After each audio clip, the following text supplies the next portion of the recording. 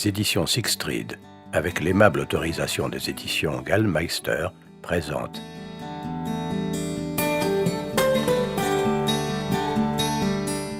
Little Bird de Craig Johnson, interprété par Jacques Frantz.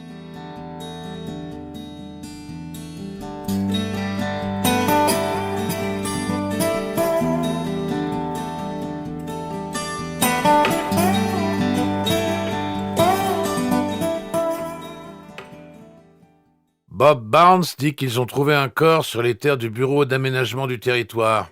Ligne 1. Elle avait peut-être frappé à la porte, mais je n'avais pas entendu parce que j'observais les oies. J'observe beaucoup les oies en automne, quand les jours raccourcissent et que la glace cisèle les contours rocheux de Clear Creek. Le bureau du shérif se trouve dans l'ancienne bibliothèque Carnegie du comté d'Absaroka. On en a hérité le jour où la bibliothèque s'est retrouvée avec tellement de livres qu'elle a dû déménager. Nous avons encore le portrait d'Andy Carnegie sur le palier dans le hall d'entrée. Chaque fois que le précédent shérif quittait le bâtiment, il saluait le vieux philanthrope. J'occupe le grand bureau côté sud, ce qui me donne une vue dégagée sur les Bighorn Mountains à droite et la vallée de la Powder River à gauche. Les oies descendent la vallée vers le sud en s'éloignant de moi. Généralement, je suis assis, dos à la fenêtre, mais parfois on me surprend tourner dans l'autre sens. Il semblerait que ça arrive de plus en plus souvent ces derniers temps. Je la regardais. Le regard est une des meilleures techniques professionnelles. Ruby est grande, mince, très directe. Ses yeux bleus ont tendance à rendre les gens nerveux. C'est un avantage pour une réceptionniste, ça permet d'éviter la racaille dans les bureaux. Elle se tenait appuyée contre le chambranle de la porte. Elle essayait le style télégraphique. Bob Barnes, cadavre, ligne 1. Je vis la diode rouge clignotante du téléphone posé sur mon bureau et me demandais vaguement si je pouvais y échapper d'une manière ou d'une autre. Il avait l'air bourré. J'ai pas souvenir de l'avoir jamais entendu sobre. Je plaquais le dossier avec les photos que j'étais en train d'étudier contre ma poitrine et enfonçais le bouton de la ligne 1 ainsi que celui du haut-parleur. « Salut Bob. Quoi de neuf? »« Salut Walt. Tu vas pas le croire, je te le dis. » Il avait pas l'air particulièrement bourré, mais Bob est un professionnel, alors on peut jamais savoir. Il resta silencieux un moment. « Hé, sans déconner, on s'est trouvé un macabre. » J'ai fait un clin d'œil à Ruby. « Seulement un? Hé, c'est pas des bobards. Billy était en train de conduire des moutons à Tom Chatham après la parcelle du Bat, vers les pâturages d'hiver, et ces petits salopards se sont collés autour de quelque chose dans une ravine. On a un macabre. Tu l'as pas vu? Non, c'est Billy qui l'a vu. Passe-le-moi. » J'entendis qu'on déplaçait l'appareil et une voix comme celle de Bob, mais en plus jeune, résonna. « Hey, shérif !» Voix pâteuse. Super. « Billy, tu dis avoir vu un corps? »« Ah ouais, c'est vrai. Il ressemblait à quoi? » Un silence. « Bah, un corps ?» J'envisageais de me taper la tête sur le bureau. « Quelqu'un qu'on connaît? »« Oh, je suis pas allé aussi près. » Je repoussai mon chapeau vers l'arrière et soupirai. « À quelle distance tu t'es approché? » « Genre 200 mètres. C'est raide dans les ravines, là où la rivière, elle coupe la vallée. Les moutons, ils décollaient pas de ce truc. Et moi, je voulais pas monter mon camion là-haut parce que je viens juste de le faire laver. » Je gardais les yeux rivés sur la petite lumière rouge du téléphone et je finis par comprendre que je n'en tirerais rien de plus. Aucune chance que ce soit une brebis ou un agneau crevé. Ça pouvait pas être un coyote avec tous les moutons qui grouillaient autour. « Vous êtes où, les gars? » Un peu plus d'1 kilomètre après le vieux Hudson Bridge, sur la 137. « Ok, bougez pas. J'envoie quelqu'un qui sera là dans une demi-heure max. »« Oui, monsieur. »« Hé, shérif !» J'attendis. « Papa, il dit que vous ameniez de la bière, on en a presque plus. » Ça marche. Je coupais la communication et levai les yeux vers Ruby. « Où est Vic? » En tout cas, elle n'est pas dans son bureau en train de lire des vieux rapports. « Où est-elle, s'il te plaît? » Ruby soupira à son tour et sans me regarder une seule fois en face, elle avança jusqu'au bureau, saisit le vieux dossier en papier craft posé sur ma poitrine et le remit dans l'armoire où elle le range chaque fois qu'elle me surprend à le relire. « Tu crois pas que tu devrais sortir de ton bureau à un moment quelconque aujourd'hui ?» Elle regarda par la fenêtre. Je réfléchis. Pas question que j'aille sur la 137 voir des moutons crevés. Vic est dans la rue, elle fait la circulation. On n'a qu'une seule rue, pourquoi elle fait la circulation? À cause de l'installation des décorations électriques pour Noël. On n'est même pas encore à Thanksgiving. C'est un truc de la mairie. Je l'avais mis sur ce coup-là hier et elle m'était empressée de l'oublier. J'avais le choix. Ou bien je partais sur la 137 boire de la bière et voir des moutons crevés avec Bob Barnes, complètement bourré, et son abruti de fils, ou bien j'allais faire la circulation et m'exposer au courroux de Vic. On a des bières dans le frigo? Non. J'ajustai mon chapeau et dis à Ruby que si quelqu'un d'autre appelait pour signaler des cadavres, nous avions déjà rempli nos quotas pour un vendredi et qu'il devait rappeler la semaine prochaine. Elle m'interrompit pour mentionner ma fille, mon seul rayon de soleil. Dis à Caddy que je l'embrasse et qu'elle me rappelle. Il y avait anguille sous roche. Pourquoi? Sans répondre, elle me fit signe de m'en aller. Mes talents affûtés d'enquêteur me disaient que quelque chose se tramait, mais je n'avais pas le temps ni l'énergie de creuser. Je sautai dans mon bolide, une Toyota Silver Bullet, et passai par le comptoir drive-in du magasin de spiritueux de Durant, prendre un pack de 6 araignées. Ça n'avait pas de sens de faire entretenir les mauvaises habitudes de Bob Barnes par le comté et de lui donner un pack de 6 bières. Aussi je détachai une canette et avalai une gorgée. Ah, la bienfaisante fraîcheur de la montagne. J'allais devoir passer à côté de Vic et l'écouter me dire à quel point elle était en rogne. Je m'engageai dans la rue principale, m'insérai au milieu des 3 voitures qui l'encombraient et plantai mon regard dans la paume ouverte de l'adjointe Victoria Moretti.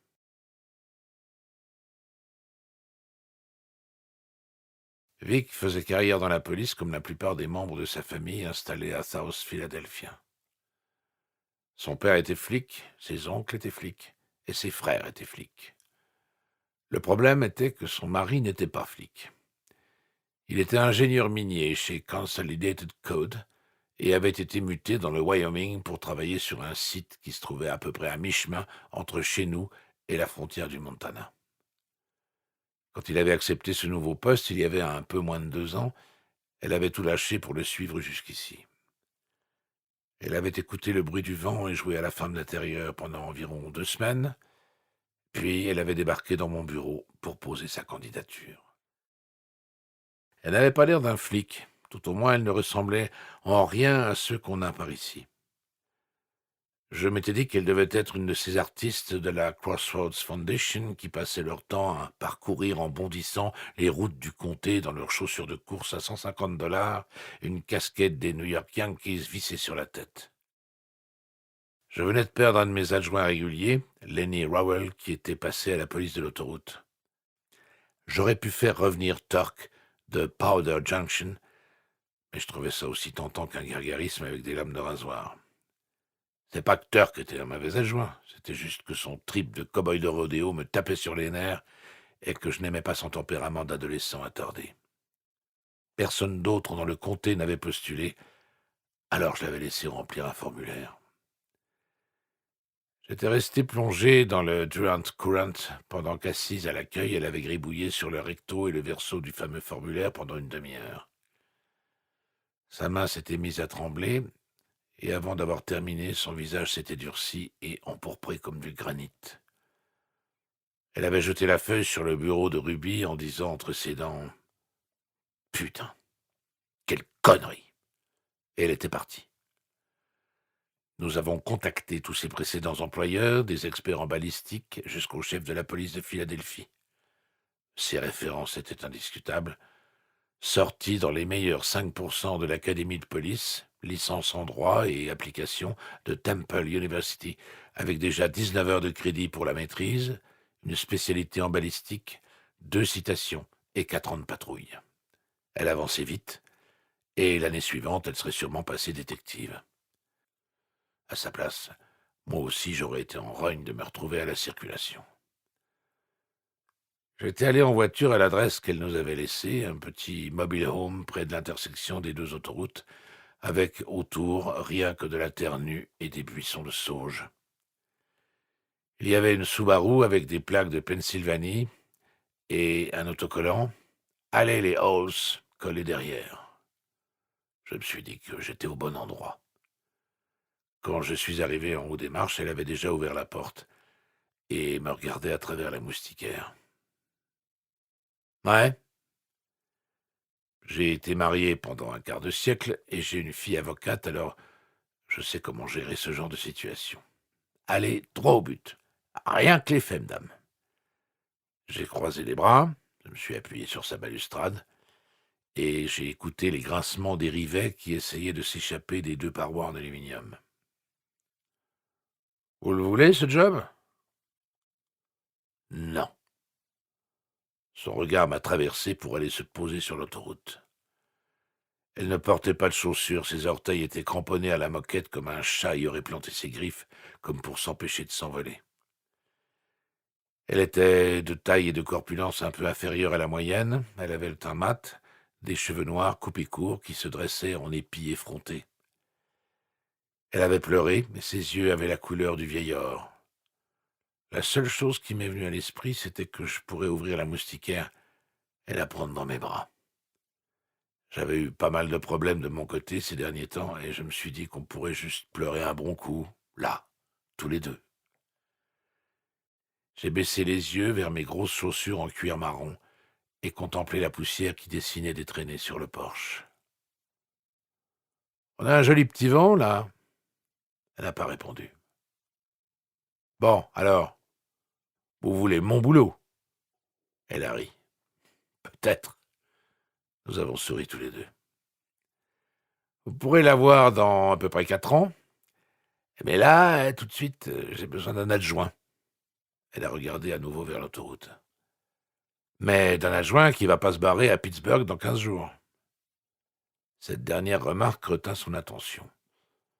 Philadelphie. Peu importe. Là-dessus, j'ai reçu plus de vieillard que je ne pouvais en supporter.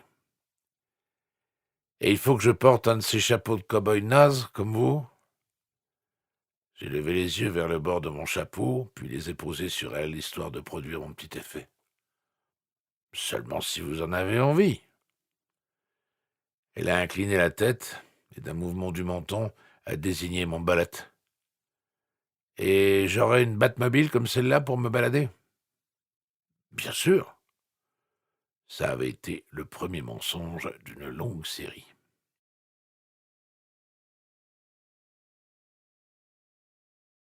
J'avalai encore une grande goulée de bière, puis vidai la canette et la rangeai à sa place dans le pack. Je voyais les muscles de sa mâchoire gonflés comme un biceps. Je fis en sorte qu'elle soit obligée de taper à la vitre avant de la baisser. « Quel est le problème, dame l'agent ?» Elle regarda ostensiblement sa montre. « Il est 16h37, tu vas où comme ça ?» Je m'avachis dans le grand siège baquet. « Pas très loin, je rentre à la maison. » Elle resta plantée là, à attendre. C'était un de ses grands talents, poser des questions et rester planté à attendre une réponse. « Oh, Bob Barnes a appelé, il dit qu'ils ont trouvé un cadavre entre chez Jim Keller et le terrain du Bat. » Elle rejeta la tête en arrière et découvrit une longue canine. « Ils ont vu un cadavre? » ?»« Bien sûr. Et moi, je suis un pilote de chasse chinois. » »« Bah, on dirait qu'on a le grand moutonocide qu'on attendait tous. » C'était la fin de l'après-midi et la bière que j'avais ingurgitée contribuait déjà à améliorer mon humeur. Le ciel était toujours d'un bleu technicolore, mais un grand banc de nuages était apparu au nord-ouest et commençait tout juste à assombrir les montagnes. Les cumulus les plus proches étaient moutonneux et blancs, mais au loin, leur couleur plus sombre, bleuâtre, promettait de la neige sporadique en haute altitude.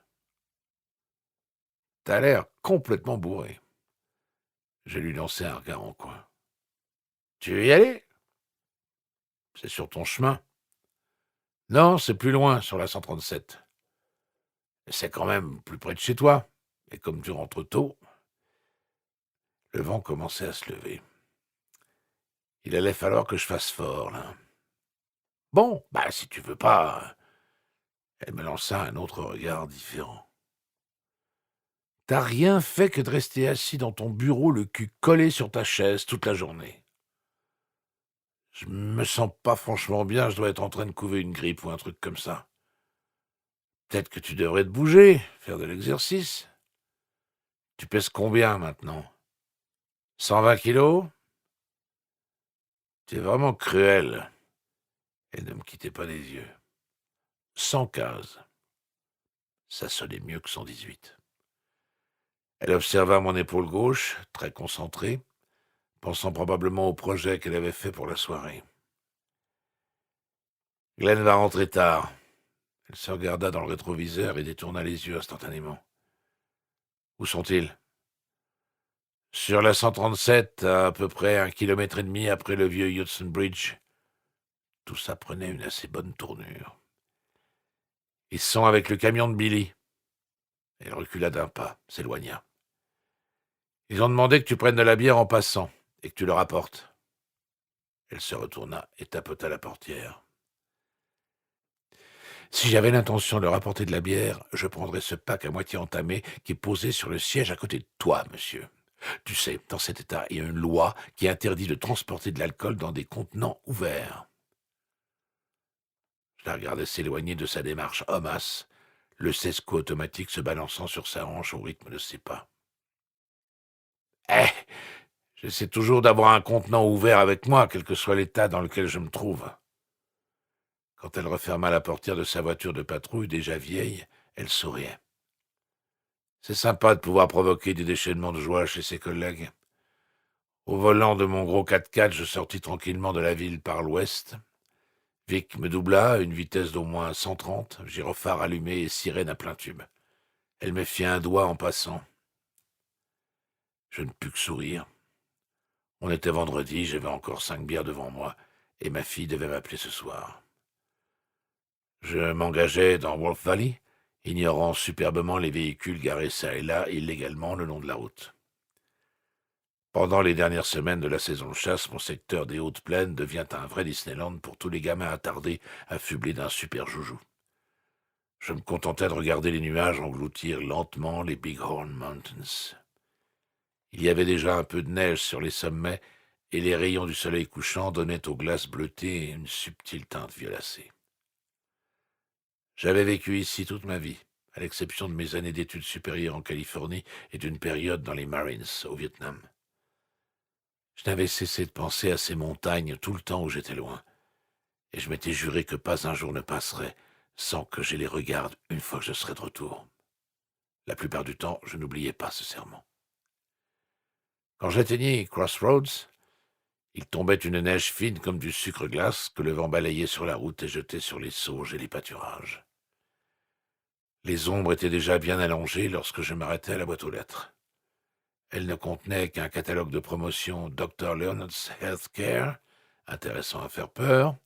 Je le voyais le long du fossé d'irrigation et remontais l'allée jusqu'à la maison. Martha avait grandi dans le ranch familial, un petit millier d'hectares à côté de Powder Junction, et elle avait toujours détesté être un rat des villes. Alors 3 ans auparavant, nous avions acheté un petit terrain en marge de la fondation. Nous étions procuré un de ces paquets de bois qu'ils appellent un kit. Nous avions creusé un puits et installé une fosse septique. Nous avions vendu la maison en ville. Martha était si pressée de la quitter.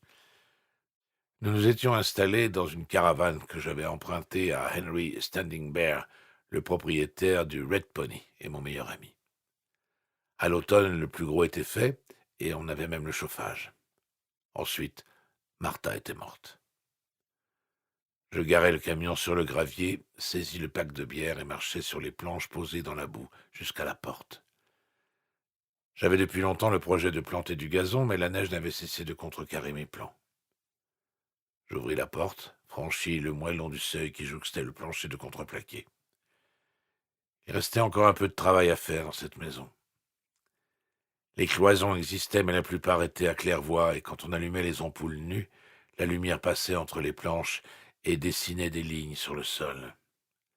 L'installation électrique n'était pas terminée, alors j'avais 4 doubles circuits branchés sur le compteur et tout partait de là.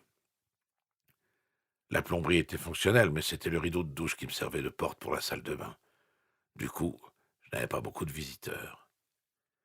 Il y avait un piano demi-queue Henry F. Miller qui appartenait autrefois à ma belle-mère et sur lequel j'avais massacré, paraît-il, quelques boogie-woogie, mais je n'avais pas joué depuis la mort de Martha. Tous mes livres étaient empilés dans des caisses à bière contre le mur du fond. L'avant-dernier Noël, dans un accès d'optimisme dû au congé, Caddy et moi étions allés acheter un lampadaire, un fauteuil et un téléviseur couleur Sony Trinitron.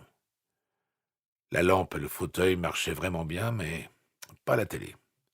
Sans antenne satellite, la seule chaîne que j'arrivais à capter était Channel 12, avec de la neige pour image et un sifflement apaisant en guise de bande-son. Je la regardais religieusement. J'avais posé le téléphone sur un carton à côté du fauteuil pour ne pas avoir à me lever s'il sonnait, et de l'autre côté, j'avais une glacière où je mettais la bière. Je jetai mon manteau et mon chapeau sur les cartons, allumai mon lampadaire et m'assis dans mon fauteuil avec le docteur Leonard sur les genoux. Je le feuilletai, m'arrêtai sur la page 3 et méditais sur une couverture en peau de mouton artificielle qui s'adaptait à tous les fauteuils inclinables standards. Je levai les yeux vers les cloisons en bois et essayais de choisir entre ivoire, la couleur disponible, et châtain intense. Cela n'avait guère d'importance. 4 ans après, il me restait encore toutes les étapes décisionnelles de la décoration intérieure à franchir. Peut-être que la fourrure polaire en polyester lavable en machine du docteur Leonard était ma toison d'or. Cette pensée me troubla suffisamment pour que j'ouvre la 4e bière, qui n'était que légèrement moins fraîche que les 3 précédentes. Je dévissai la capsule en la pinçant entre le pouce et l'index et la jetai dans le seau qui me servait d'unique poubelle. J'envisageais d'appeler le numéro vert du docteur Leonard, mais je craignais que cela ne m'empêche de recevoir l'appel de Caddy. Elle avait essayé de me convaincre de m'abonner au double appel. Mais je trouvais que j'étais déjà suffisamment interrompu dans la journée sans payer pour avoir ce privilège à la maison. J'allumais la télévision avec la télécommande et zappais de la 4 par défaut à la 12. Téléfantôme. C'était mon émission préférée, celle où des taches de formes différentes errent dans le blizzard sans faire trop de bruit. Cela me laissait tout le loisir de réfléchir.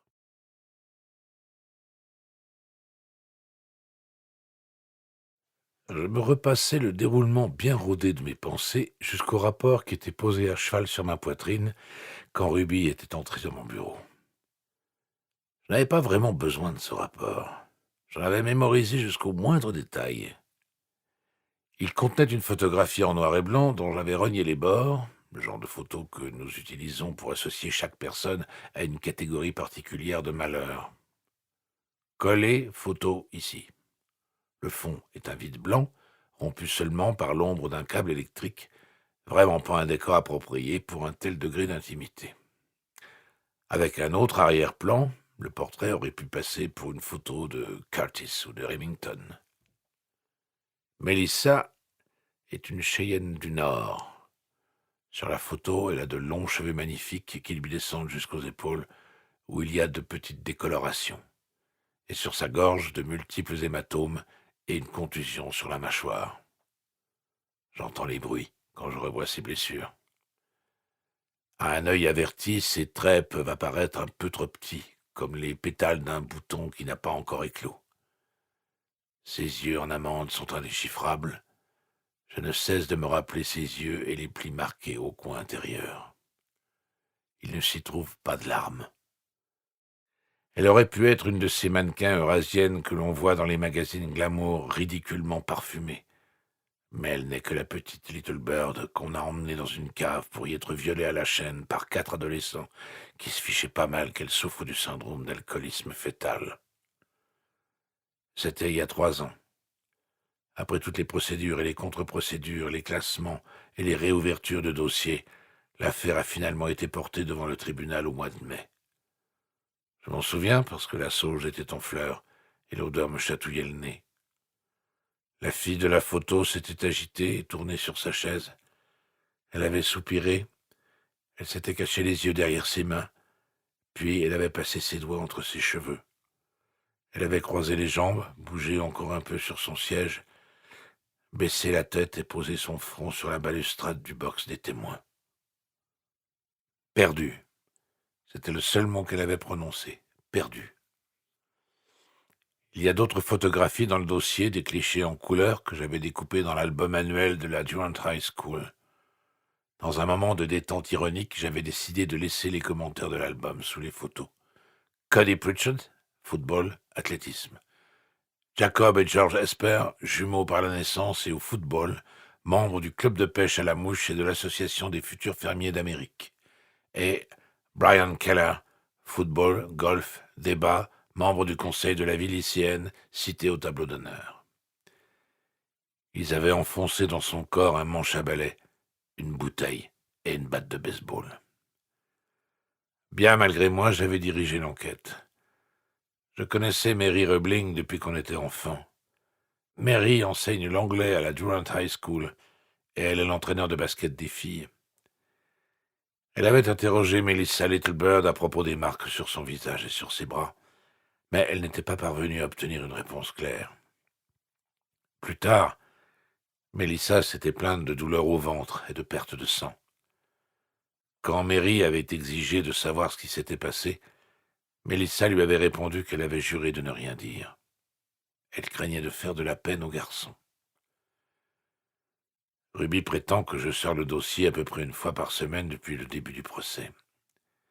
Elle dit que ce n'est pas sain. À la demande de Mary Rubling, je m'étais rendu au lycée au moment de l'entraînement de basket. Pendant que les filles faisaient des tours de piste, j'ai enlevé mon insigne, mes menottes et mon arme, et je les ai cachées dans mon chapeau, derrière le bureau de Mary. Je me suis assis, et j'ai joué avec les crayons jusqu'à ce que je me rende compte qu'elles étaient toutes les deux à la porte. Mary mesurait à peu près 1,80 m, et elle m'avait avoué que la seule raison pour laquelle elle m'avait accompagné au bal de fin d'année était que j'étais un des rares garçons de la classe à être plus grand qu'elle. Elle dominait largement la petite Littlebird, et l'empêchait de reculer en gardant ses mains sur les épaules de la jeune fille. La peau de la jeune indienne luisait d'une sueur enfantine, et s'il n'y avait pas eu les marques sur son visage et ses épaules, et les symptômes du syndrome d'alcoolisme fœtal, elle aurait été parfaite. J'ai brandi un des crayons American No. 2. Je n'arrive pas à comprendre comment il faut rentrer la mine de plomb dedans. À ma grande surprise, son visage s'est assombri, tandis qu'elle réfléchissait au problème. Peut-être qu'il trouve des arbres qui ont déjà le plomb à l'intérieur. Alors son visage s'est éclairé avec le soulagement de voir l'énigme résolue. Vous êtes le shérif. Sa voix était puérile, on y entendait la plus grande confiance du monde. Je me suis retrouvé 25 ans en arrière avec Caddy, un samedi matin devant Sesame Street, en train de regarder Les policiers sont nos amis. Ouais, c'est bien moi. Ses yeux étaient remontés de l'extrémité de mes bottes à bourron jusqu'à ma tignasse de gris terne qui devait former des épis à des angles variables. Vous portez un jean? Nous étions le 3e comté du Wyoming à adopter le jean comme uniforme quotidien, mais l'un des inconvénients de nos voitures de patrouille était que la population du comté nous voyait rarement en dessous de la taille. Ouais, aussi large que long. Mary a essayé d'étouffer un rire. La fille lui a lancé un coup d'œil, puis son regard s'est à nouveau posé sur moi. Il est très rare de recevoir des lueurs d'un amour aussi peu dénaturé, et si on est malin, on les prend et on les garde pour les jours de disette. J'ai esquissé un mouvement pour me lever avant de me réviser. Melissa, Henry Standing Bear est bien ton oncle. Je me disais que la meilleure manière de commencer était d'établir une sorte de lien personnel. Uncle Bear. Son visage s'est éclairé d'un immense sourire. Henry était l'un des prophètes les plus ignorés que je connaisse et l'un des individus les plus curieux que j'ai jamais rencontrés. D'un geste de la main, je l'ai invité à s'asseoir en face de moi, et j'ai remonté la manche gauche de ma chemise pour découvrir les cicatrices effrayantes qui me zébraient toute la longueur du bras. Je me suis fait mal en jouant au billard avec ton oncle, à Jimtown, un jour. Les yeux de la jeune fille se sont écarquillés, tandis qu'elle s'asseyait devant moi. Instinctivement, elle a tendu la main et posé un index sur la peau marbrée de mon avant-bras. Ses doigts étaient frais et ses paumes étrangement dénuées de lignes, comme si sa vie n'était pas déjà déterminée. J'ai avancé doucement mon autre main. J'ai glissé ma paume sous son menton pour examiner une méchante contusion sur sa mâchoire. C'est pas mal non plus, ça.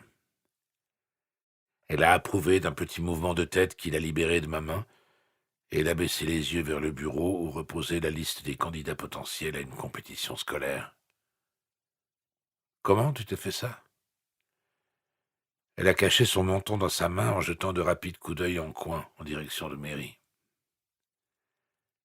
Mélissa, je ne suis pas là pour faire du mal à qui que ce soit, mais je veux aussi m'assurer que personne ne te fait du mal, à toi non plus. Elle a hoché la tête et commencé à se balancer doucement d'avant en arrière, les mains fermement serrées entre ses genoux. Est-ce que quelqu'un t'a fait du mal? Elle est restée concentrée sur la plaque de verre qui recouvrait le bureau de Mary. Non. Je me suis mis à contempler le reflet de Mélissa et à imaginer ce qu'elle aurait dû être. Son peuple était une tribu Cheyenne, des Indiens forts aux yeux clairs de la réserve nord, avec un peu de sang Crow du côté maternel. J'ai essayé de voir une Mélissa qui n'aurait pas été privée de l'étincelle de la curiosité par une mère qui avait ingéré trop de cocktails I-90, désinfectant plus alcool à 90 degrés, quand elle était enceinte.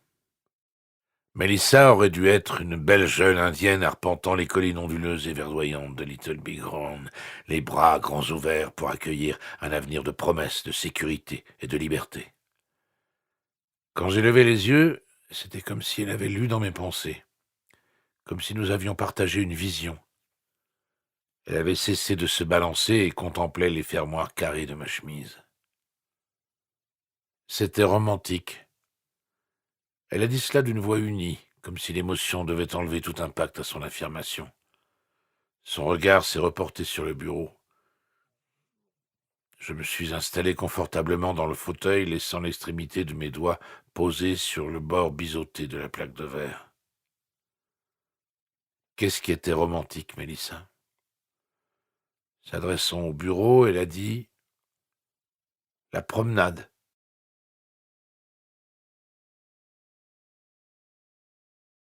Je n'avais plus de bière, Caddy n'avait toujours pas appelé, et j'avais renoncé à commander la peau de mouton du docteur Leonard pour sauver ma décoration intérieure. J'avais besoin d'une araignée et de compagnie. J'enfonçai mon chapeau sur ma tête, boutonnai avec soin ma veste en mouton retourné, et me jetai entre les rafales de neige horizontales qui fouettaient les coins de la maison. J'allais faire en voiture le petit kilomètre de route jusqu'à Red Pony. Je m'arrêtai un moment sur les planches, à l'écoute de quelque chose qui dominait le bruit du vent, les ailes qui bruissaient à moins de 10 mètres du sol tandis que les oies échangeaient des avertissements sonores en essayant de progresser vers le sud. Peut-être avait-elle attendu trop longtemps pour partir. Peut-être que moi aussi. Dans le lointain, j'aperçus le poney lumineux galoper dans les ténèbres et quelques pick-up garés çà et là dans le parking voisin. Tandis que je m'approchais, je constatais que les lumières à l'intérieur du bar n'étaient pas allumées, et je fus pris de panique à l'idée de devoir aller jusqu'en ville pour boire une bière. Je garai le camion. Je parvenais à voir quelques silhouettes qui se déplaçaient derrière les vitres. Impossible que ce soit une panne de courant générale. Le poney de néon rouge se reflétait sur mon capot et dans mon pare-brise. Je marquai contre le vent pour ouvrir la porte en verre et faillis entrer en collision avec le propriétaire et patron du Red Pony, Henry Standing Bear. Henry et moi, nous nous connaissions depuis l'école primaire.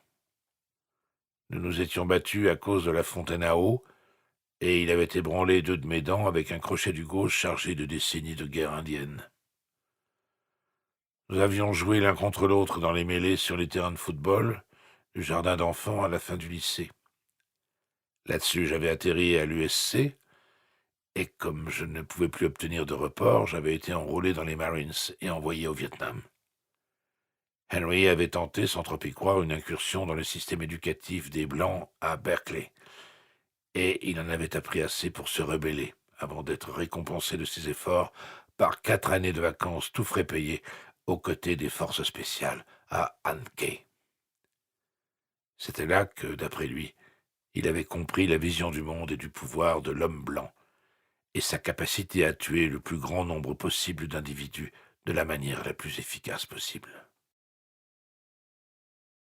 Quand il était revenu aux États-Unis, Henry avait fait une tentative de retour à la vie étudiante, mais il s'était rendu compte que son aptitude à recevoir un enseignement s'était détériorée. Il avait renoué avec l'activité politique dans les années 1970 et avait été un membre essentiel de tous les groupes d'Indiens américains pendant les 10 années suivantes. Il sentait pourtant que la révolution était le domaine des jeunes.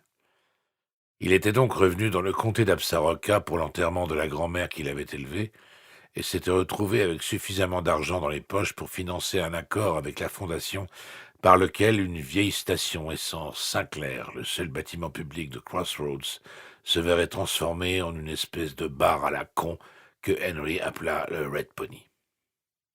Tout le monde savait que Henry avait beaucoup lu Steinbeck. Il était dans l'intérêt de la fondation de soutenir ce projet, ne serait-ce que pour tenir éloignées les bottes en caoutchouc crottées des gens du coin de ces salles de réunion décorées de tapis persans. Nous échangeâmes un regard. Son visage arborait cette expression d'autodénigrement tranquille qui possédait généralement un sens caché. « Une bière, grand chef » demanda-t-il en me tendant une raignée ouverte au passage. Il s'éloigna avec dans la main ce qui me parut être un démonte-pneus.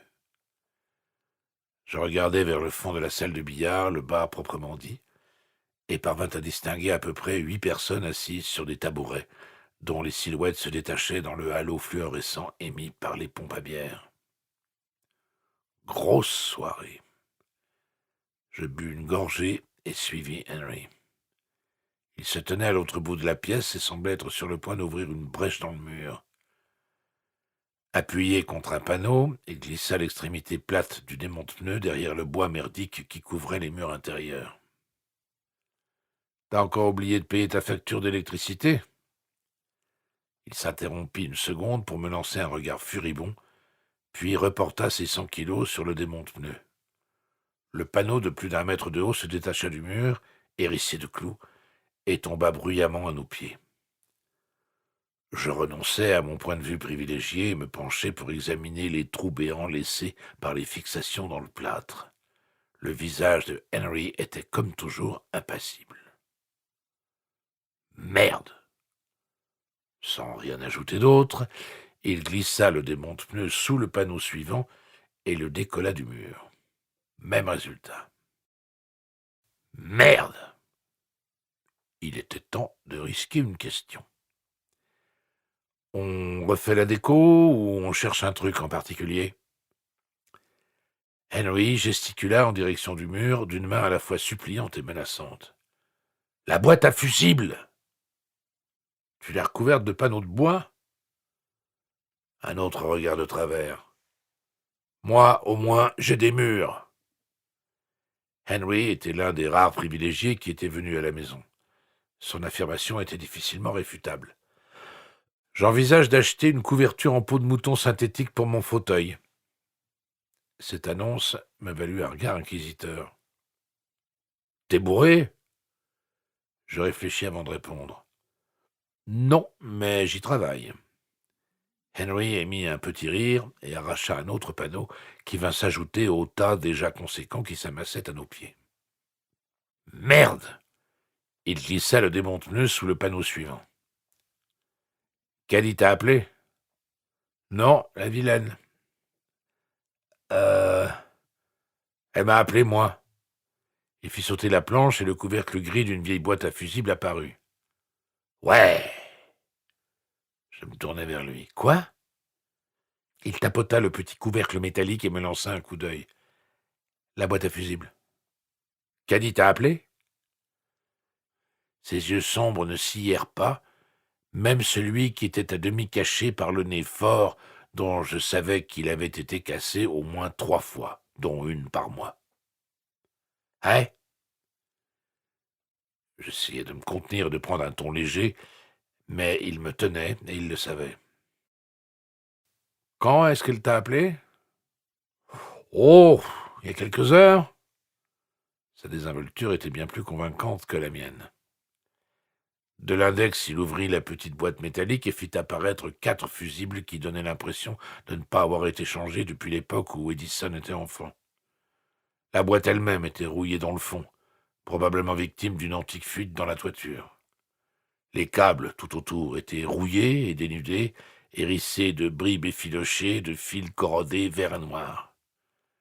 Les 4 fusibles étaient recouverts d'une épaisse couche de poussière et étaient insérés dans des cavités tapissées d'un étrange amas cristallisé blanc et vert. On aurait dit 2 paires d'yeux menaçants incrustés dans le mur, prêts à balancer leurs 220 volts sur tout ce qui oserait s'approcher. Henry passa une main sur la surface inégale du mur qu'il venait de mettre à nu et s'appuya de tout son poids. De l'autre, il repoussa ses cheveux couleur corbeau parsemés de gris argenté et les rejeta par-dessus son épaule. Il lui arrivait à la taille. 1 sur 4, ça se tente. Est-ce qu'elle a parlé de m'appeler ? Non.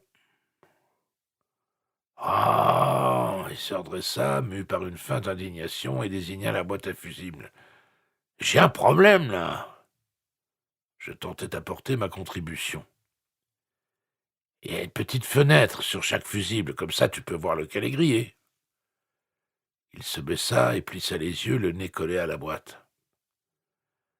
C'est pas que j'ai pas confiance en tes talents de bricoleur, même si je sais que tu n'en as aucun.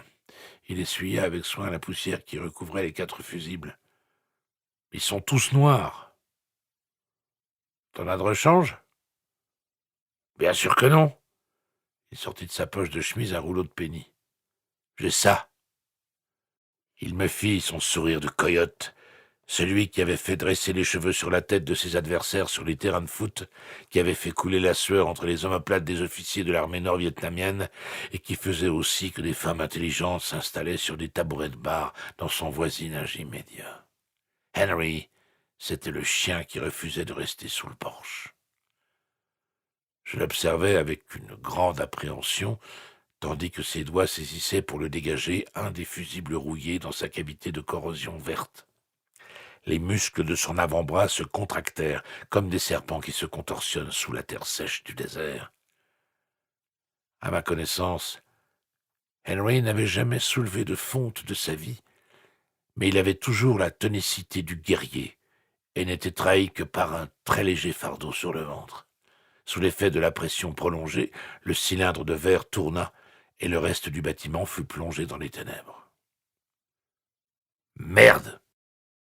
Des huées et des éclats de rire nous parvinrent alors que nous nous redressions et essayions de nous voir. Je crois que c'était pas le bon.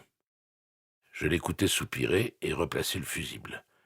Les lumières des pompes à bière se rallumèrent et éclairèrent le fond de la salle. Les habitués nous gratifièrent de quelques applaudissements. Elle n'a pas parlé de t'appeler. Il avait toujours les yeux rivés sur la boîte métallique.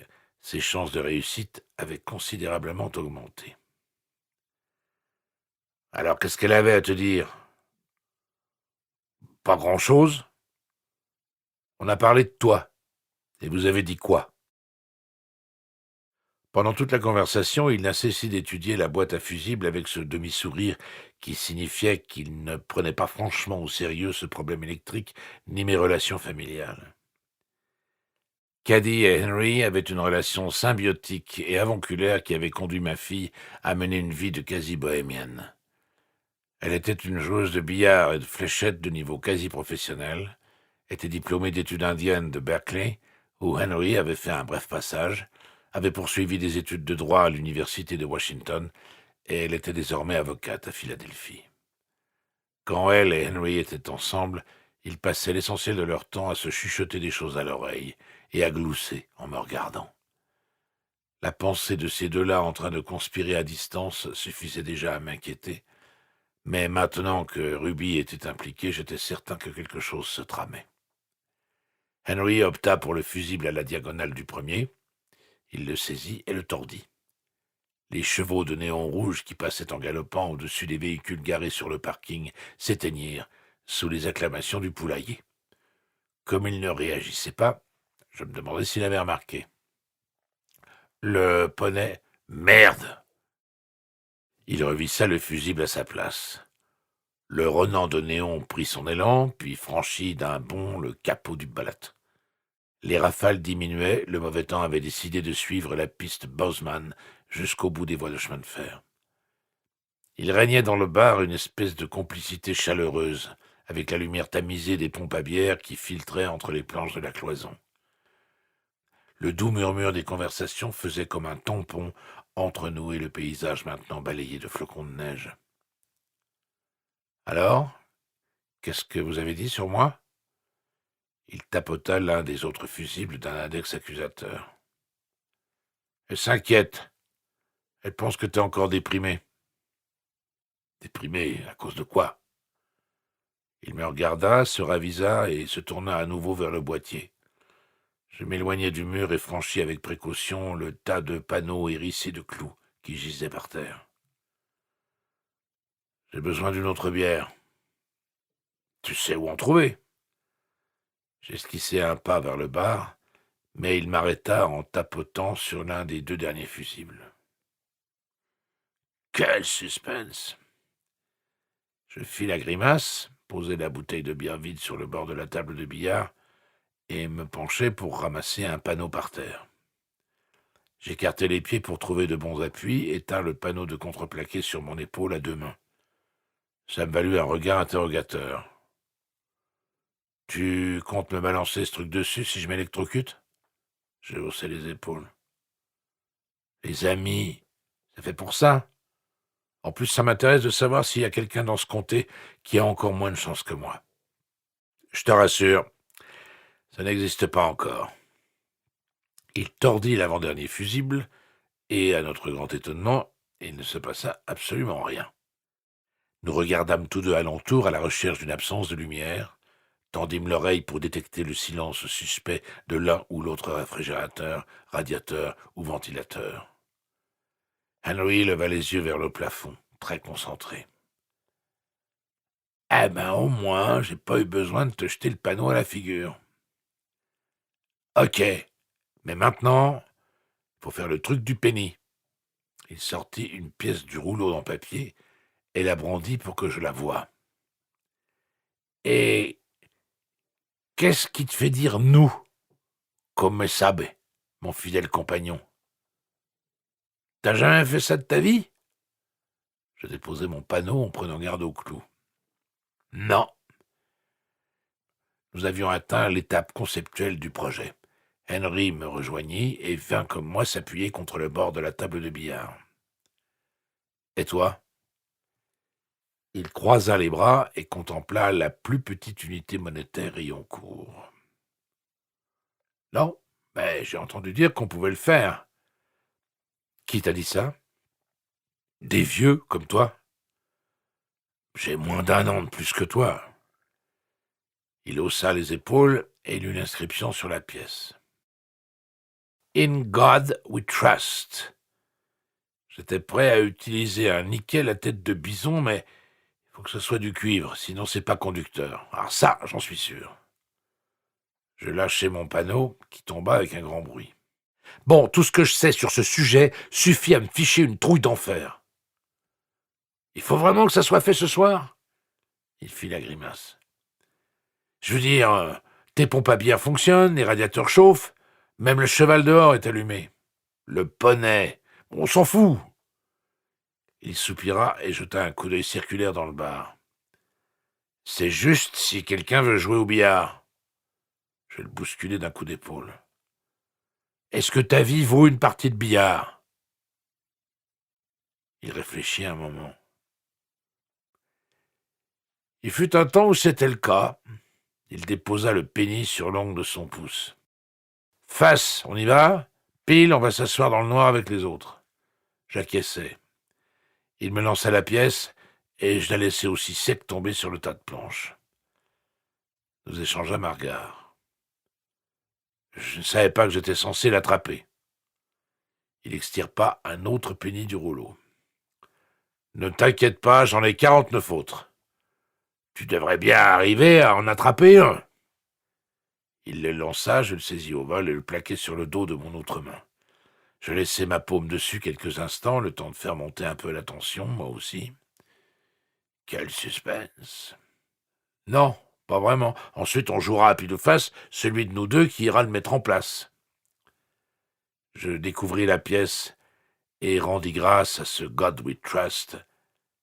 C'était pile. Viens, je t'offre un coca.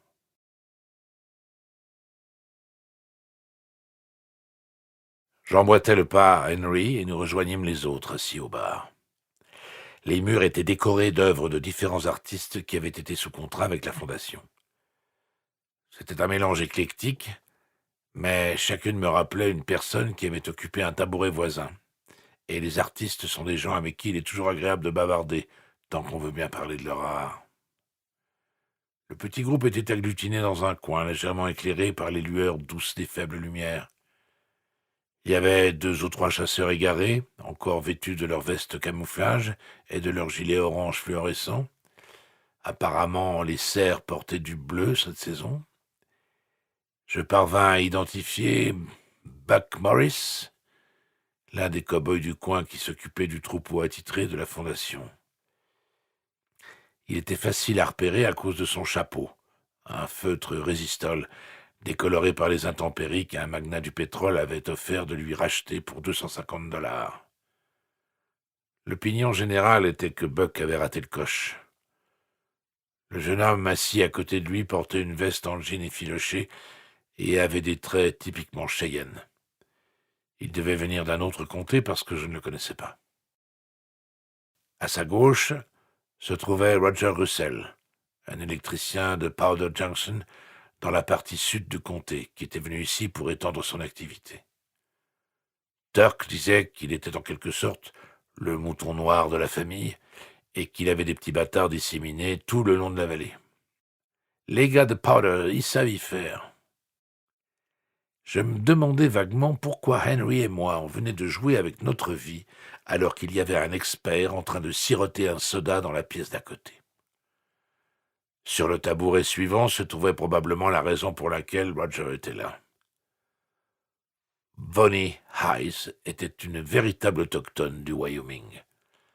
Son grand-père possédait une parcelle de 15 000 hectares de bonne terre. Vonnie et moi, nous étions plus ou moins connus quand nous étions enfants. Mais après le suicide de son père, elle avait été envoyée en pension. Sa vie d'artiste l'avait entraînée vers l'Est, où elle était restée un certain nombre d'années avant de devenir un sculpteur accompli. Beaucoup plus tard, elle était revenue pour s'occuper de sa vieille mère. Vonnie et Martha avaient travaillé ensemble au comité de la bibliothèque et sur nombre d'autres projets du comté. Et ma fille avait été femme de ménage chez Vonnie pendant un été. Après la mort de Martha, Caddy avait essayé de nous caser ensemble. Les efforts que Vonnie et moi avions tous deux regardés avec un mélange à part égale d'humour et de flirt généreux. Même dans la faible lumière, je parvenais à distinguer les traits marqués de Vonnie, ses yeux étirés de louve, ses cheveux blonds ramenés en un chignon flou. Je m'appuyai contre le bar à côté d'elle, en tamponnant Roger au passage avec mon imposant postérieur. « Bon sang, Roger !» Je jetai un regard circulaire dans les ténèbres. « Tu sais donc pas qu'on a une urgence électrique sur les bras, là ?» Il posa son verre avec précaution et se mit à le tripoter entre ses doigts. « Je suis à la retraite. » Henry, apparu de l'autre côté du bar, fit glisser une rainée jusqu'à moi et se pencha vers Roger. « Tu penses quoi de ce truc avec le penny ?» Roger le regarda, essayant de rassembler ses idées avant de répondre. Pendant ce temps-là, je me tournais vers Vonnie. C'est pas croyable ce qu'on trouve dans le noir. Elle prit une gorgée de son chénin blanc. Henry en gardait une bouteille dans son frigo, spécialement pour elle. Je rêvais depuis toujours de lui demander de me le faire goûter, mais je n'avais jamais trouvé le courage de le faire. Ses yeux brillèrent avec douceur, et le coin de ses lèvres s'incurva en un sourire chaleureux et triste. « Bonsoir, Walter. » Pas du tout rebuté par le fait de converser avec des ivrognes, Henry poursuivit. « Ces vieux fusibles, les gros, on peut mettre des pennies dedans pour qu'ils remarchent ?» Roger rit. « Ouais, tu peux. Tu peux aussi faire sauter la totalité de l'installation électrique de ce trou à rats et nous faire tous cramer comme des brochettes. » J'écrabouillai pratiquement Roger contre le bar, interrompant la litanie de catastrophes qu'il avait amorcée, et tirai vers moi un tabouret que je glissai en m'installant dessus, entre Roger et Vonnie. Vonnie, ses yeux avaient cette manière de s'ouvrir plus grand quand on lui parlait, puis de se fermer un peu comme s'il tentait de capter ce qu'on était en train de dire et de s'y accrocher. Je commençai à me souvenir de la raison pour laquelle j'en avais pincé pour elle, et poursuivis. « Tu vois ce peau rouge, ce sauvage démoniaque là-bas, de l'autre côté du bar ?» Ses yeux se posèrent un instant sur Henry, puis revinrent sur moi. « Lui et Caddy sont en train de comploter je ne sais pas quoi dans mon dos. » Elle écarquilla les yeux à nouveau et se tourna vers Henry. « C'est vrai, Bear ?» Je trouvais irritant que toutes les femmes que je connaissais appellent cet homme par son petit nom. Henry fit un geste de la tête dans ma direction. « Homme blanc raconte bobard. » Et nous voilà partis dans la grande scène de western en Technicolor. J'étais Randolph Scott face à, je sais pas moi, un de ces Indiens colossaux qui se faisaient tabasser ou tuer avant la fin de la 3e bobine. Bien sûr que c'est vrai. Il a été entraîné par le gouvernement pour monter ce genre d'opération secrète. Je tendis un doigt vers les cadres accrochés au mur, parmi lesquels se trouvait une carte aux bords brûlés du Nord et du Sud-Vietnam, du Laos et du Cambodge. Sur cette carte, il y avait l'insigne des forces spéciales, le Purple Heart, la Distinguished Service Cross, la croix de la galanterie vietnamienne et diverses médailles de campagne de Henry. Elle était entourée de photos en noir et blanc de lui avec les chefs de son peloton d'infanterie. L'une d'elles le montrait avec un membre de son équipe, son ami Lo Chi, qu'il avait ramené avec lui et installé à Los Angeles. On y voyait même un cliché où Henry et moi portions les plus vilaines chemises hawaïennes qu'on puisse trouver à Saïgon pendant une permission de 3 jours en 1968. Tu vois tous ces trucs accrochés au mur ? Il a été formé à la guerre afin de devenir le plus redoutable agent irritant pour tous ceux qui l'entouraient. Il est strictement impossible qu'un combattant de base comme moi puisse rivaliser avec un emmerdeur ultra sélectionné, un guerrier endurci comme lui. Peu de gens connaissent la sombre histoire du groupe d'opérations spéciales qui avait agi à partir du Laos, mais les chiffres étaient éloquents. Pour chaque soldat américain des opérations spéciales tué, le Nord-Vietnam avait perdu entre 100 et 150 hommes. Henry Standing Bear avait fait partie d'une des machines à tuer les plus efficaces de cette guerre, d'un côté comme l'autre. Le visage de Henry se déforma, joues remontées et creusées quand il s'appuya sur sa main, le coude posé sur le comptoir. Combattant. Le plus près qu'il ait jamais été d'un véritable combat, ça a été la fois où il a accepté de me retrouver pour une perme de 3 jours à Saïgon. À mi-voix, il ajouta, mais je suis presque sûr d'avoir été le seul à l'entendre, sauf pendant le tête. Je laissai Henry essayer de convaincre Roger de jouer gratuitement les consultants en électricité et me tournai à nouveau vers Vonnie. Elle contemplait l'œil de verre d'une tête d'antilope empaillée suspendue derrière le bar. Jolis animaux. Son regard ne se détachait pas du pronghorn. Tu crois qu'ils ressentent la douleur, comme nous ? Non. Elle se tourna vers moi, apparemment agacée. Vraiment. Vraiment. Elle resta ainsi une seconde, puis ses yeux où se lisait la déception revinrent se poser sur son verre de vin. Alors tu ne crois pas qu'ils éprouvent de la douleur? Non, j'ai dit que je ne crois pas qu'ils ressentent la douleur de la même manière que nous.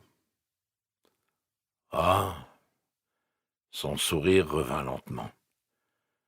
Pendant un instant, j'ai cru que t'étais devenu un connard.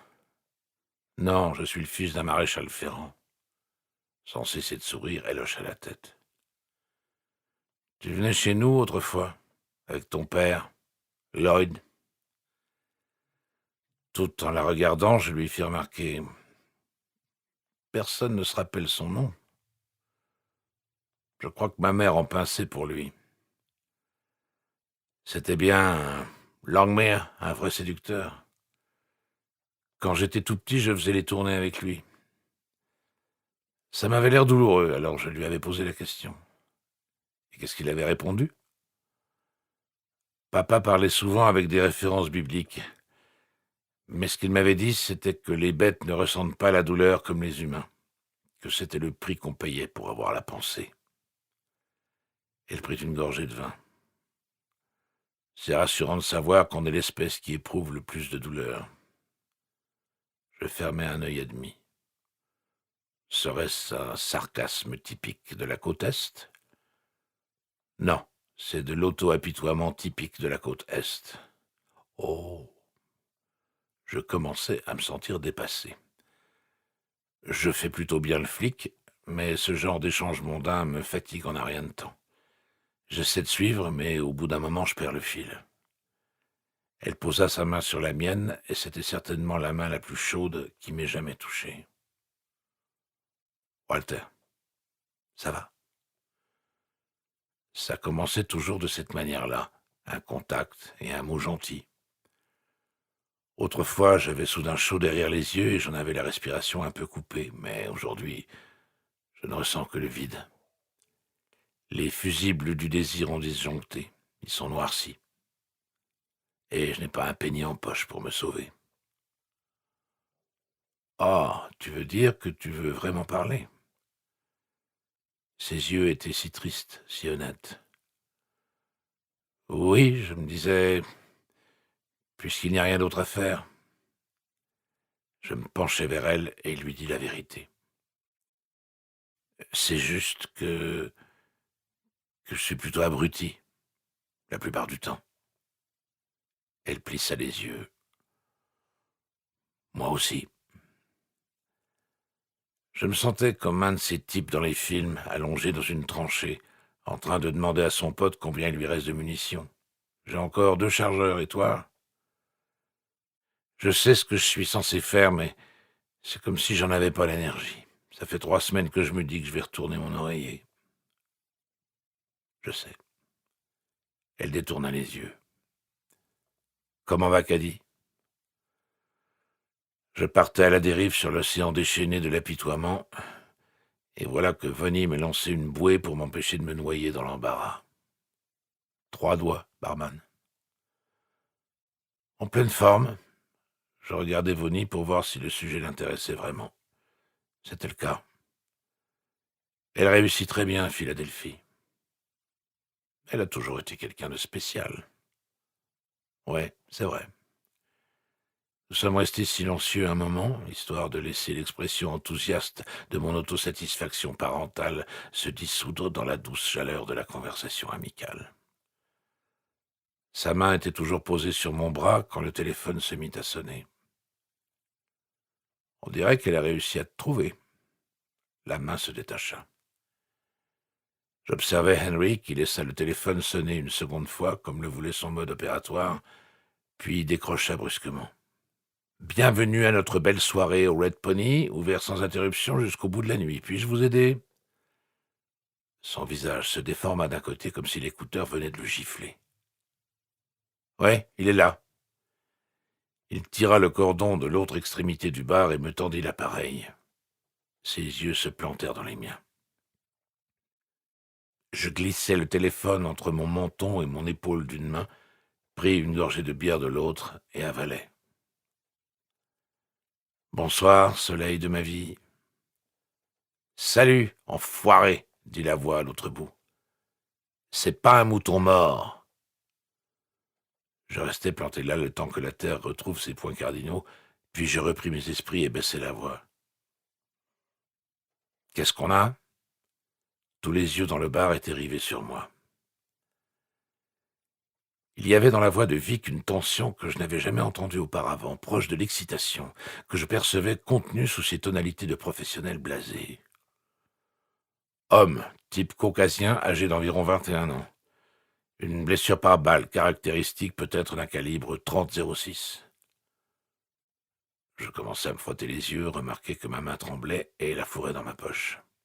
« Ok, appelle le magasin et dis-leur d'envoyer la petite Lady. » Il y eut un court silence et j'entendis les crépitements de la radio retransmise par câble terrestre via le central à Durant. « Tu veux pas de caissier ?»« Non, seulement les emballeurs. J'ai un personnel extrêmement fiable. » Elle rit. « Attends d'arriver ici. Ces putains de moutons ont tout piétiné. Je pense que ces petits salopards ont même bouffé des bouts de ses vêtements. Et ils ont chié dessus. »« Super. Après Hudson Bridge. Tes lumières sont allumées ?»« Ouais. » Elle attendit un instant et j'écoutais les parasites. « Walt ?»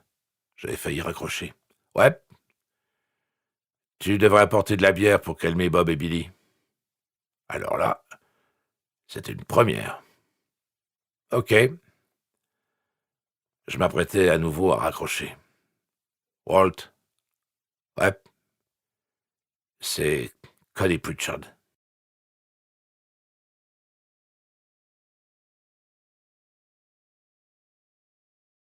Rien de tel qu'un cadavre pour vous faire sentir, disons, décalé. J'imagine que les super flics de la ville, qui se font jusqu'à 40 ou 50 homicides par an, s'y habituent. Mais moi, j'ai jamais pu. J'ai côtoyé assez d'animaux sauvages et de bétail pour que la mécanique de la mort me soit familière. Certains ont une religion qui donne une valeur à ce passage, à ce moment ultime où, de créature verticale, on devient horizontale. Hier, on était un anonyme quelconque, et aujourd'hui, on est le mort couvert d'honneur, les mains emballées dans des sachets fermés par des élastiques. Je consolide ce qui reste de mon humanité vacillante avec la fausse confiance des vivants, la malhonnêteté du type de plus de 2 mètres imperméable aux balles. Ouais, en vérité, même si je marche dans la vallée de l'ombre de la mort, je vivrai éternellement. Si ce n'est pas le cas, je suis sacrément sûr que je ne deviendrai pas un Maccabée abandonné, couvert de crottes de mouton au fin fond du Wyoming. En gros, nous avions fait notre boulot, sécurisé la zone, installé les projecteurs et pris les photos.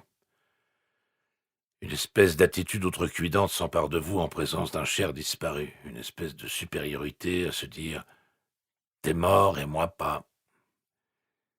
Il y a quelque chose dans la carcasse d'un animal comme soi-même, l'agitation morale a posteriori qui fait ressortir ce que j'ai de pire en moi, et je commence à me dire que je suis bizarre. J'envisage de mettre en place un escadron de moutons pour l'équipe de sauvetage. Je fis sauter avec mon ongle quelques crottes séchées collées à mon pantalon. Je suis sûr que les moutons bosseraient même en pleine tempête et nous emmerderaient jamais sur leurs conditions de travail. Ils pourraient même nous débarrasser d'un peu de ces œufs forbes. Je contemplais les plantes jaunes pâles couvertes de givre qui avaient été à moitié bouffées par les témoins bêlants que nous avions conduits au pied de la colline. Ça faisait 9 heures que j'étais là, et le soleil commençait à disperser les amas gris qui bouchaient l'horizon à l'est. La scène de crime se situait dans une légère dépression au milieu d'une corniche arrondie. « T'en penses quoi ?» TJ leva les yeux de son bloc-notes. « Cody Allen Pritchard. » Elle baissa à nouveau les yeux vers le permis de chasse et le portefeuille accroché au bloc avec les rapports. Né le 8-1-81. Ça sonne pas mal. Cody était dans un sale état. Celui qui avait envoyé le jeune homme à Patresse avait mis en plein dans le mille, l'index souple et tranquille sur la gâchette. Quand on le voyait de dos, on aurait dit que quelqu'un avait foré un trou parfaitement rond entre ses omoplates. De face, c'était comme si on lui avait passé au travers avec une diligence. Le corps était à plat ventre, les membres dans une position tout à fait normale, les bras allongés sur les côtés, les paumes tournées vers le ciel, couleur citron. Je fus tenté de vérifier sa ligne de vie, mais ses mains étaient déjà enveloppées dans des sachets. Un chapeau vert John Deere avec un lien coulissant à l'arrière avait été emporté avec la carabine Winchester 30-30 modèle 94 encore chargée qu'on avait trouvée à côté de lui. Ses vêtements étaient en mauvais état, même pour quelqu'un qui avait reçu 10 cm3 de plomb envoyé à une vitesse de 700 mètres par seconde. Les moutons s'en étaient donnés à cœur joie. La veste orange était déchirée à l'endroit où ils avaient essayé de la bouffer, les manches de sa chemise de flanelle étaient en loques, et même ses bottes donnaient l'impression d'avoir été grignotées. Ils avaient dormi couchés sur lui, récupérant les dernières parcelles d'énergie de feu Cody Pritchard à mesure que son corps refroidissait. Enfin, aux grandes dames des types du labo, ils avaient chié sur le cadavre. Je tendis le bras vers les moutons au pied de la colline. « J'imagine que tu vas vouloir interroger tous les témoins ?» T.J. Sherwin dirigeait l'équipe du labo de la division des enquêtes criminelles depuis à peu près 17 ans. Je l'avais toujours appelée la petite lady, par contraste avec beaucoup d'autres petits noms qui circulaient périodiquement dans le monde de la police du Wyoming. La garce funéraire, la sorcière de l'Ouest, l'emballeuse. Ce dernier faisait référence aux locaux de la police des enquêtes criminelles qui se trouvaient dans une ancienne épicerie, à Cheyenne, communément appelée le magasin. Du coup, les gars du labo étaient régulièrement surnommés les emballeurs et les enquêteurs les caissiers. La première fois que j'avais rencontré T.J., elle m'avait informé que je n'étais que l'un de ces dinosaures qu'elle s'était donné pour mission d'éradiquer. Avec les années et les multiples affaires sur lesquelles nous avions travaillé ensemble, je restais un dinosaure, mais son dinosaure préféré. Alors, qu'est-ce que t'en penses ? Elle avait fini par refermer son bloc-notes. Il ressemble pourtant pas à un cerf. J'examinais à nouveau Cody. Walt, arrête de me faire croire que tu piges pas. Ce type est l'un de ceux qui ont été impliqués dans cette histoire de viol, il y a 2 ans. T.J. m'avait tenu la main tout au long de l'enquête sur le viol de Little Bird, et elle m'avait initié au monde des sécrétions, échantillons et autres prélèvements gynécologiques. Ouais, bon, je me charge de l'enquête ici. Il n'avait rien d'un ange. Nous passerons en revue les titulaires de permis de chasse et avec un peu de chance, on trouvera un pauvre connard débile du Minnesota qui s'est un peu excité sur sa gâchette. Tu crois pas que c'était un accident ? Je réfléchis. Comme je t'ai dit, Cody n'était pas un enfant de cœur. Et ton sentiment, c'est quoi, alors ? Je m'apprêtais à lui servir le couplet du colonel Moutarde dans la bibliothèque avec le chandelier, mais je changeai d'avis. Je n'en ai pas.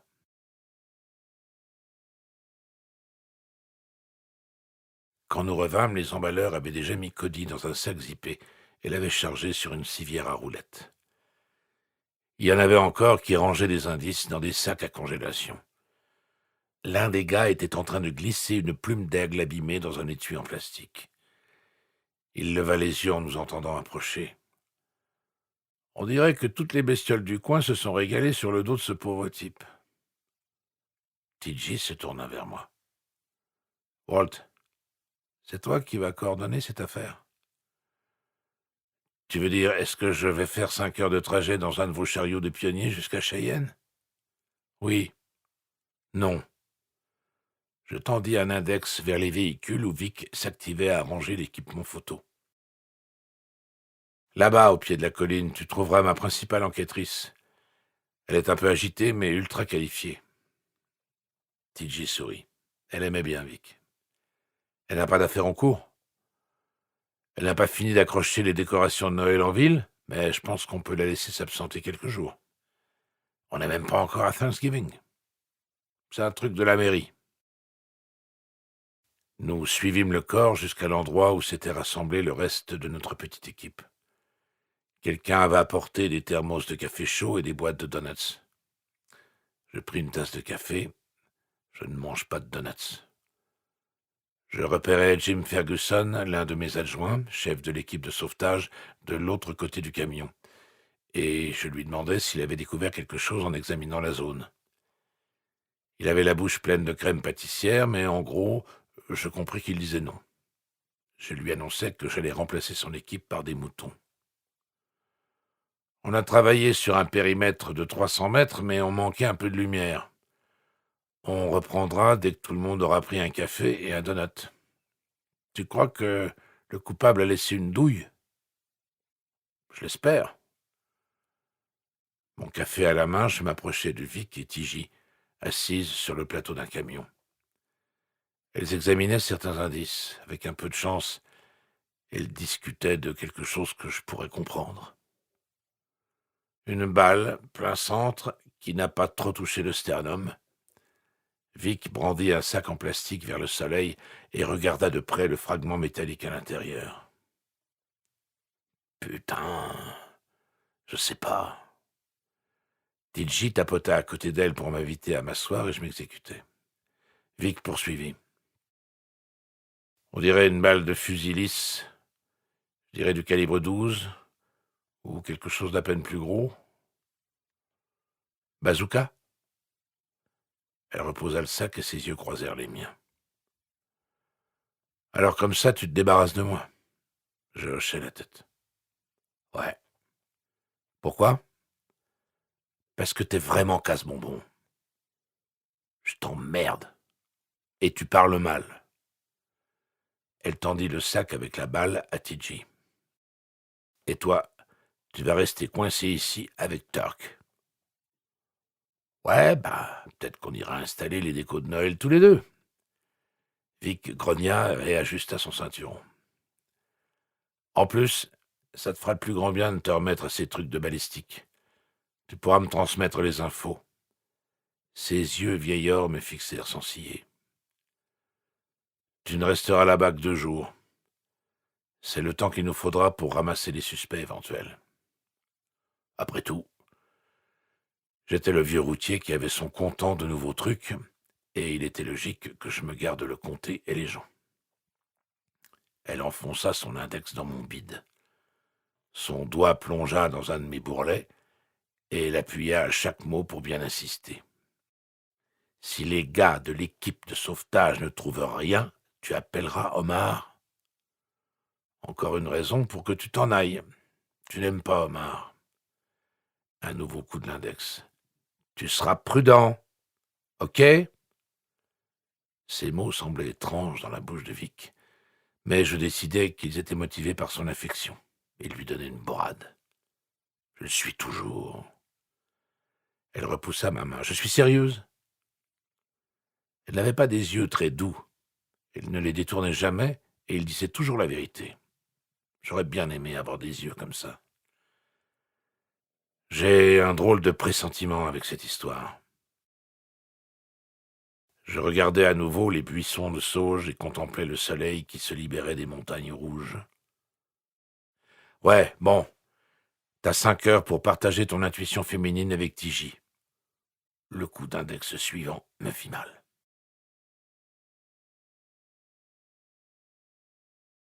Je traînais autour de la scène de crime jusqu'à ce que les sauveteurs aient achevé leur second passage, puis je m'installais dans le belette et rédigeais les rapports. Ferg s'amena, tenant une tasse de café et un autre donut plein de crème. On a quelque chose? Rien, beaucoup de crottes et d'empreintes de moutons. Des empreintes de moutons suspectes dans le lot? Non. Et pas de crottes de moutons suspectes non plus. On dirait les parcs à bestiaux de Denver. On ne pouvait tuer une victime qu'une seule fois, alors qu'une scène de crime pouvait mourir 1000 fois. J'espérais que toutes les informations utiles provenant de ce petit carré de la terre de Dieu étaient tranquillement en route pour Cheyenne, à l'abri dans leurs sachets en plastique. Les pourquoi, c'est bien, Mais si nous pouvions comprendre le comment, nous aurions une toute petite chance de découvrir le coupable. J'avais l'impression persistante qu'il allait falloir que j'appelle Omar.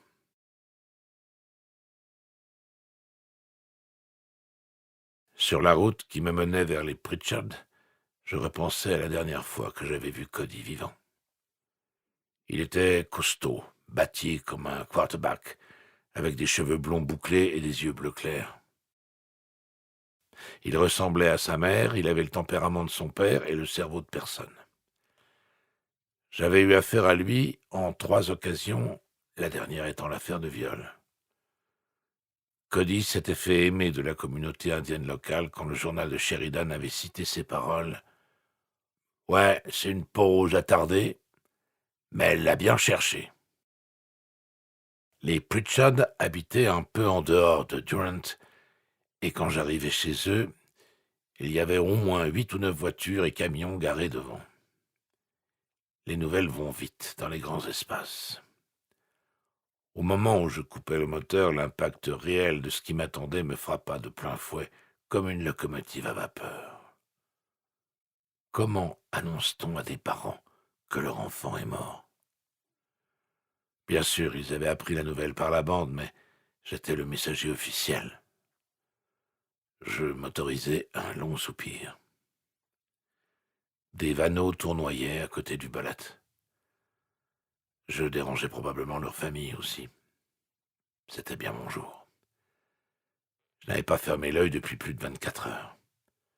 C'est facile de travailler toute la nuit tant que le soleil ne fait pas son apparition. Mais quand c'est le cas, mes yeux commencent à me piquer et mon corps est parcouru de tremblements. J'ai toujours été comme ça. J'essayais de me concentrer lorsque j'entendis la porte à moustiquaire claquer et vis John Pritchard descendre l'allée devant la maison. Je ne me suis jamais trop intéressé à John, c'était le genre de gars qui cherchait toujours à contrôler la situation. La conversation ne se passa pas aussi mal qu'elle l'aurait pu. L'information pertinente que je pus tirer de lui était que Cody avait quitté la maison 27 heures auparavant avec un permis pour une biche supplémentaire. L'information pertinente que je lui fournis était qu'il ne rentrerait pas à la maison.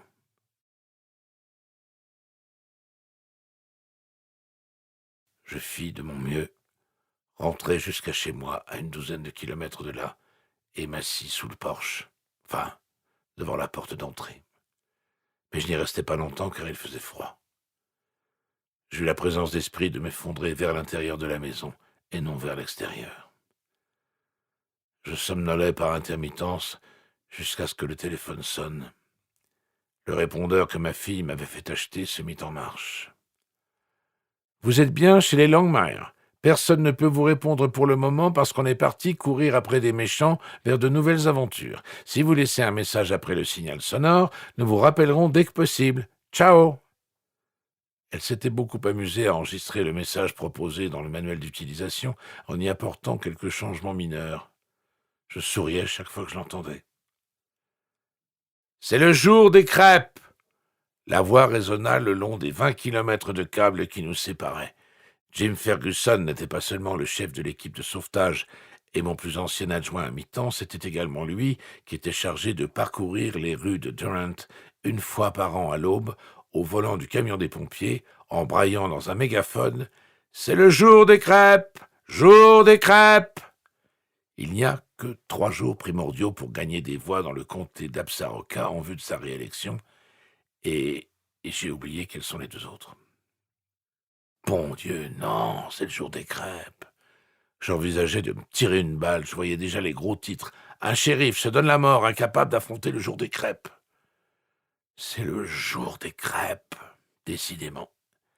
Ferg aimait son boulot. Ça fait au moins 1 heure que j'essaie de te joindre. Je me disais juste qu'il fallait que quelqu'un te rappelle. Mais si tu prends ta retraite l'an prochain, on s'en fout. Je rampais jusqu'au téléphone posé à côté du fauteuil. C'est vraiment aujourd'hui. Croix de bois, croix de fer, si je mange, je vais en enfer. Il y eut un silence. Walt, si tu veux, je peux leur dire qu'on a été debout toute la nuit. Ferg penchait très légèrement pour Turk comme prochain shérif, mais j'avais d'autres plans. Si Vic devait devenir la première femme shérif du Wyoming, je n'avais qu'une année pour rassembler les promesses de mes soutiens politiques. Je pouvais survivre à une heure du jour des crêpes, entre les élans, les aigles et les lions, les JC, les filles de la Révolution américaine et bien sûr les retraités. J'arrive. Je serai là dans une demi-heure. Tu te souviens? C'est à l'église catholique cette année. Bien sûr. Je branchai la cafetière et versai du café pour 8 tasses et de l'eau pour 4. Je pris une douche pendant qu'il passait. La plomberie était assez artisanale, mais l'eau coulait d'en haut et s'évacuait en bas. Elle disparaissait par la bonde d'une baignoire qu'Henry m'avait trouvée pour la modique somme de $20. Quelqu'un de la réserve s'en était servi pour s'entraîner au tir avec une calibre 22, mais n'avait fait sauter que l'émail. Et puis j'avais un rideau de douche. Je ne connais pas bien les lois de la physique dynamique qui font que le rideau de douche se colle à votre corps dès que vous ouvrez l'eau, mais comme ma cabine de douche était entourée de rideaux sur les 4 côtés, dès que j'ouvris le robinet, je me transformais en burrito de vinyle, en shérif scellé sous vide.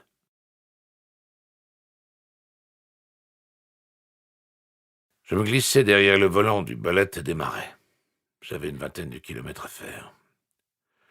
Durant se situe au pied des Big Horn Mountains, et parce qu'il y a là poissons et gibier en abondance, la ville est devenue la capitale des retraités du Wyoming. Dans le comté d'Absaroka, ignorer l'électorat octogénaire risquerait de me transformer en pompiste en 2 temps 3 mouvements. À Durant, il n'y a que des emplois de service. Les jeunes n'y ont guère d'avenir, et la majorité d'entre eux quittent la ville avant d'avoir 19 ans. Mais les retraités continuent d'affluer du Minnesota, du Wisconsin, de l'Illinois ou de l'Iowa. De temps en temps, un Texan ou un Californien vient pimenter le lot. Ils arrivent, pensant trouver l'Ouest romantique qu'ils avaient vu dans les films noirs et blancs du samedi après-midi pour un quarter. Ils ont attendu un demi-siècle en patientant pare-choc contre pare-choc dans les embouteillages urbains pour obtenir leur part du rêve de l'Ouest. Ils ont payé pour l'avoir et bon sang, ils allaient l'avoir. La plupart d'entre eux finissent par se barrer et aller vers la Floride, l'Arizona ou dans n'importe quel coin où le temps est plus clément. J'aimais bien ceux qui restaient. On les voyait sortir après les blizzards, la pelle à la main, saluant le passage du Bullet comme si c'était le cirque qui arrivait en ville. Et moi je m'arrêtais pour leur parler. Les shérifs se font élire dans le Wyoming, alors il faut qu'on se fasse aimer. J'imagine que si tous les officiers de police étaient élus, les renouvellements seraient tellement fréquents qu'on en aurait le tournis. Quand j'ai pris mes fonctions, c'était la partie du boulot qui me plaisait le moins, courtiser les gens. Mais à mesure que le temps passait, c'est devenu mon activité préférée. Martha avait raison quand elle disait qu'il me fallait un sticker sur ma voiture avec « Né pour déconner » dessus. J'aimais particulièrement les débats. En 1981, le vieux shérif Connolly avait prévu une passation de pouvoir en douceur. Il s'était présenté contre moi pour que personne d'autre ne puisse le faire et avait passé son temps à me tendre des perches faciles. Du coup, à la fin des débats, je me sentais dans une forme olympique. Je fus élu. Lucian prit sa retraite, et maintenant, il menait la grande vie dans la chambre 32 de la maison de retraite de Durant. J'y allais encore le mardi soir pour jouer aux échecs avec lui, et il me battait toujours à plat de couture, avec son immense joie.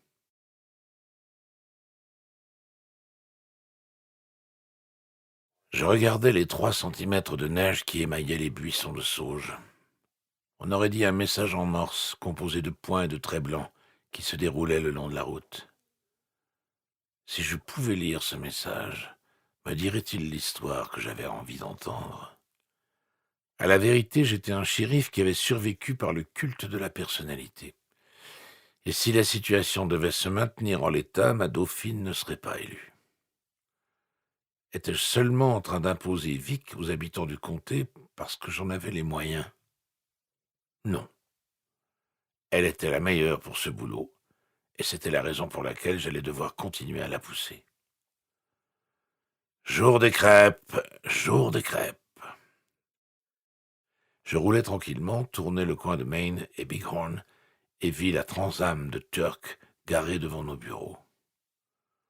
Le simple fait de voir sa voiture me faisait grimper au rideau.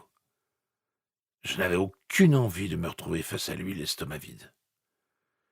J'espérais qu'il avait déjà contacté la Vanda Running Horse au bureau de la chasse et de la pêche pour avoir des informations sur l'incident de la nuit dernière. Je contournai rapidement le tribunal pour ne pas être vu et filai droit sur l'église catholique. Il y avait un monde fou et pas de place pour me garer. Je manœuvrais le belette sur la dalle en béton à côté de la ventilation et coupais le moteur. Le pape n'allait sûrement pas venir aujourd'hui. Alors là, qu'on ne me dise pas que la police n'a pas le bras long. C'était une vieille plaisanterie, mais elle ne me touchait pas. Longmire, prends une chaise et assieds-toi. Steve Brandt était le maire de Durant et de facto le président du comité des commerçants et artisans, un groupe vaguement institué de tribus en conflit qui constituaient la façade commerciale du centre-ville. Il était aussi le propriétaire de l'atelier de sérigraphie sur Main Street, et c'était lui qui avait imprimé les t-shirts pour le tournoi de softball entre le bureau du shérif et les pompiers. Mais moins il parlait de cet événement, mieux c'était. À côté de lui se trouvaient David Fielding, le gérant du magasin de sport, Helen Gary, propriétaire de la galerie d'art, Joe, du magasin de matériaux Joe Benham's Hardware and Lumber, Dan Crawford, de l'association des commerçants indépendants, et Ruby. « Qu'est-ce que tu fais ici ?» Ruby avait le menton calé dans sa main et ses doigts tapotaient le creux en dessous de sa pommette. Les pommettes devaient faire partie de ce qu'on gagnait à faire 8 kilomètres par jour de marche rapide. J'ôtai mon manteau et m'assis dessus. Je suis là pour soutenir les courageux pompiers volontaires de la caserne dans leur costume en nylon ignifugé. Tu trouves pas que leur chapeau est plus cool que le nôtre ? Tu devrais pas être au lit, à la maison. J'ôtai mon chapeau et le posai sur sa tête. Il lui donnait un air guilleret. Je me tournai vers les autres convives. Voilà le problème que j'ai avec toutes les femmes que je connais. Elles essaient toujours de me mettre au lit. Un petit rire moqueur résonna autour de la table, et Ruby enleva mon chapeau. Elle le posa sur la table à l'envers, en bonne fille du Wyoming. C'est parce que je ressemble beaucoup à Gary Cooper. Apparemment, l'opinion générale autour de la table penchait plutôt en faveur de Hoot Gibson. Je changeai de sujet. Alors, comment sont les crêpes ? On sait pas. Ça fait 20 minutes qu'on est là, on n'en a encore pas vu la couleur. Joe Benham était affamé et son humeur s'en ressentait. Ça vaut peut-être mieux. Me dites pas que ce sont les pompiers qui font la cuisine, encore une fois. Tu penses bien qu'ils savent qu'il faut pas leur faire confiance quand il s'agit de feu. Le commentaire de David faisait référence à l'infâme incident de l'huile sur le feu. Les pompiers avaient mis le feu au vieux poêle à bois au siège des futurs fermiers de l'Amérique. Le résultat, c'était que les crêpes de cette année-là avaient eu à peu près le même goût que des bardeaux de toit. La meilleure, c'est la fois où ils ont quasiment incendié leur camion dans ce feu de prairie qui avait pris près de chez toi. Hélène, en bonne amatrice d'art, appréciait toujours un bon spectacle. Ruby posa un gobelet de café fumant devant moi. Je ne l'avais même pas vu se lever. « Merci, madame. » Je bus une gorgée et écoutais les gargouiller dans mon estomac, tandis qu'elle rejoignait les 4 tasses qui s'y trouvaient déjà. J'avais faim. Le jour des crêpes, c'était vraiment pas un bon plan. Nous étions en train de parler des décorations de Noël, Walt. Tu crois pas qu'on a les plus laides du Wyoming ? Hélène avait une lueur malicieuse dans les yeux.